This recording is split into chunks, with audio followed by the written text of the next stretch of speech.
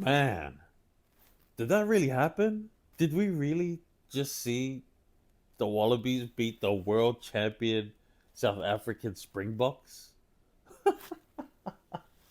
Man, I'm still on a freaking high right now. Like that was insane.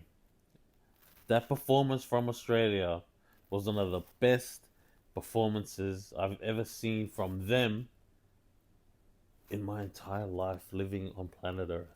The Australian Wallabies were playing round one of the Rugby Championships against the defending world champions in South Africa, Ellis Park Stadium, where the Wallabies haven't won a game at that field in 62 years. Oh, by the way, that game we played in altitude. The Springboks haven't lost a game at home all year long. And you know how many people gave the Wallabies a chance to win this game? Nobody. I did though. Look at this. 51,137 people filled the arena at Ellis Park Stadium to support the Springboks against the Wallabies. 51,137 people left to go home like this. What a game. What a performance. Game starts off with South Africa just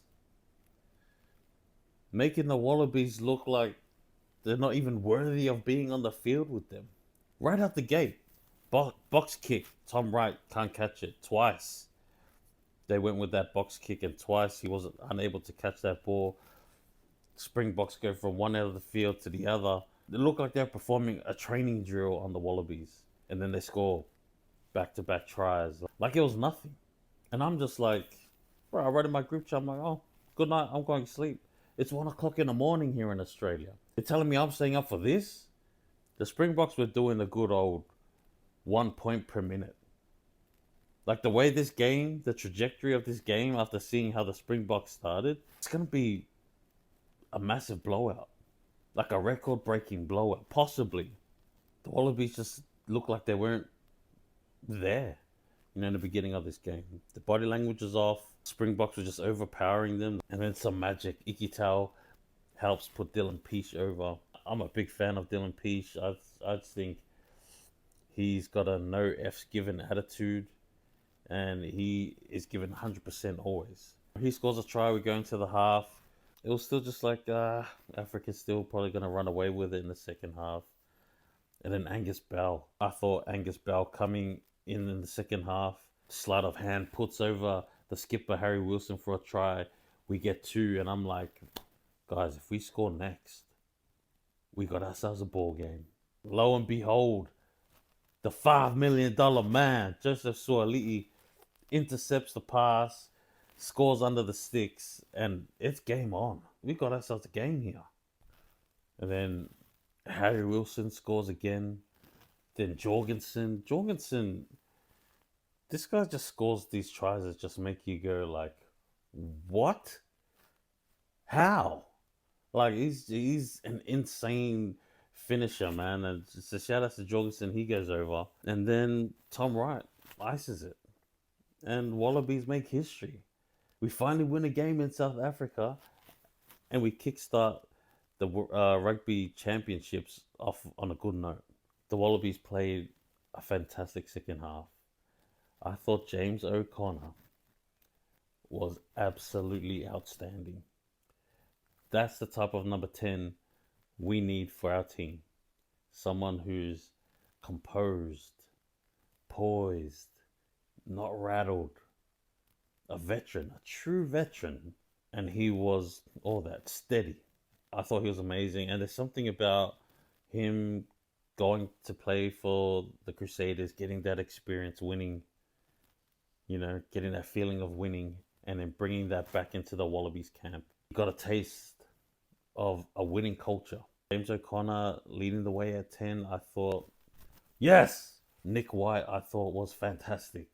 Harry Wilson was great, but then I thought McWright was the man. Timely turnovers.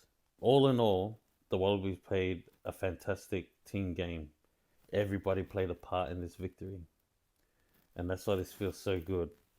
It feels, oh man, it feels so good. 22-0, and the Wallabies win 38-22. They score 38 unanswered points. I don't know, maybe you have to be a Wallabies fan to really see, but you could see that with each game, this Wallabies team was getting better and better. I think you saw it in the Lions series specifically. Game one, we didn't lose by that much. We saw improvements in the second half of game one against the Lions. Game two, we could have won that. Right, so there's a massive improvement already. He brought in Skelton. I thought Skelton was fantastic against South Africa too.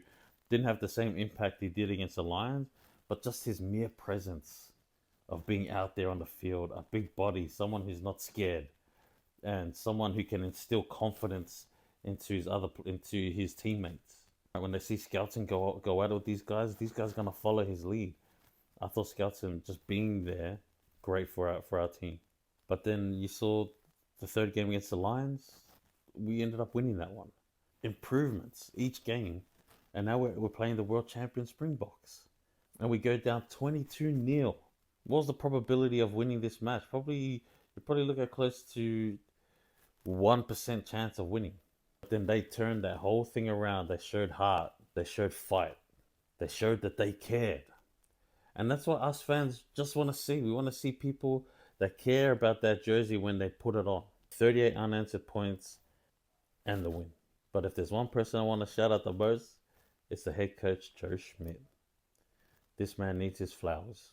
Because what he's done with this team, when Joe Schmidt took over at the helm and made the changes that he did, he changed the culture at that team. You can see the difference. The players believe. The players believe now. And you know what? Now the fans are believing too. Because people that play like the way the Wallabies have been playing lately, that's the type of players and that's the type of team that the fans want to get around. Resilience. They're able to weather that storm and then come back and win the game. 51,137 people. When the Springboks went on their run, were like, party time. And then 51,137 people left the arena like this.